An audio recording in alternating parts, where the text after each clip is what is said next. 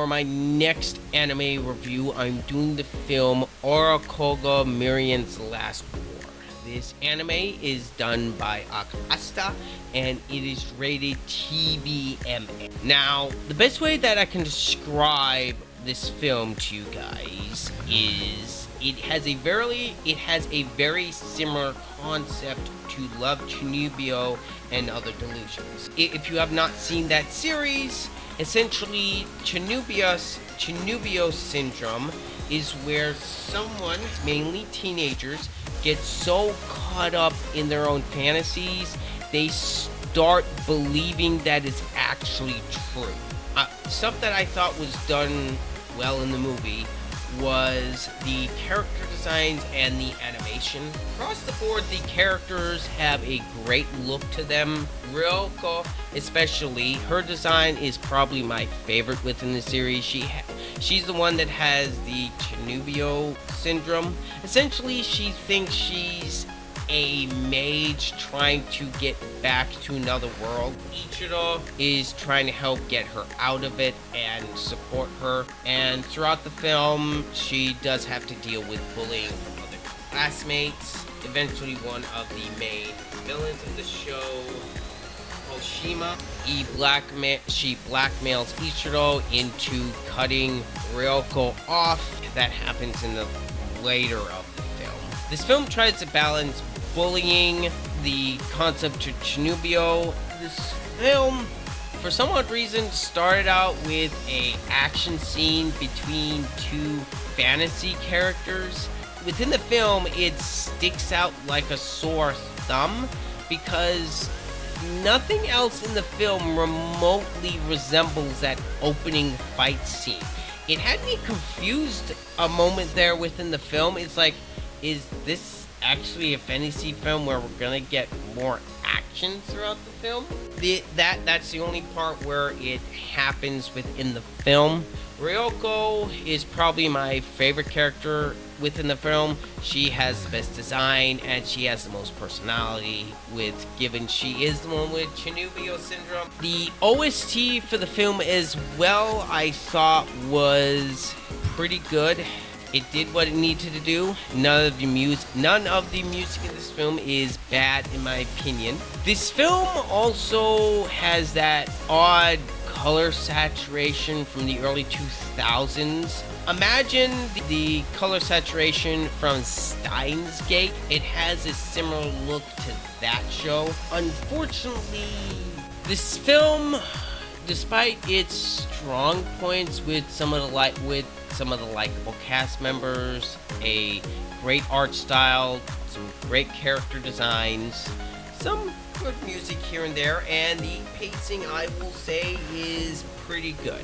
During the middle act of this film, some of the pacing I could tell was starting to drag a bit. Everything started to pick up during the third act. This film started to get much better in the third act. I thought this film ended off on a good note, and I thought the romance between Ryoko and Ichiro was pretty good. They had a decent enough chemistry that by the end of the film, you'll buy that that there's a thing going on between them. My main problems with the film all come down to the writing, especially when it comes to the bullies. The motivations for the bullies really feel like they're just cartoon caricatures of villains and bullies. They can be really over the top, and there were several instances that I thought, okay, where are the teachers in this story? Because a lot of times they don't do anything. The writing it's not strong enough to support what they were wanting to do with this film. And one of the characters that really suffers the most is Oshima. Some of her dialogue and her motives are just bad. And unfortunately, some of that terrible dialogue goes over to Ichiro as well. He doesn't suffer as much as Oshima does, but he still has some terrible dialogue. And that unfortunately just permeates a good portion of this film. Even with some of the decent pacing throughout the film, there were several times within the film that I got bored. And that is never a good sign when you're watching a film. You always want a film to be entertaining, whether it be good or bad. This film was just kind of boring for me, especially during the middle portion of the film. I would say 45 minutes till the last half hour of the film, and that large chunk of the film dipped in and out of being boring and interesting. Thankfully, the comedy did pick up some of the slack. This film was able to get a chuckle out of me here and there.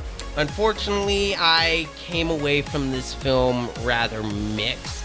It's unfortunately, with me having other references to shows or movies like this, especially with something like Love Chanubio, this movie just falls short.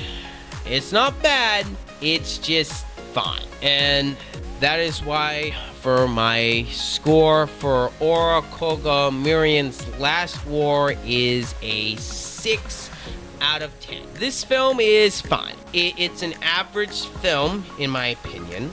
At the end of the day, I can't really recommend this film all too much unless you're a fan of the source material. Those are all my thoughts on Aura Koga Maryuins' Last War.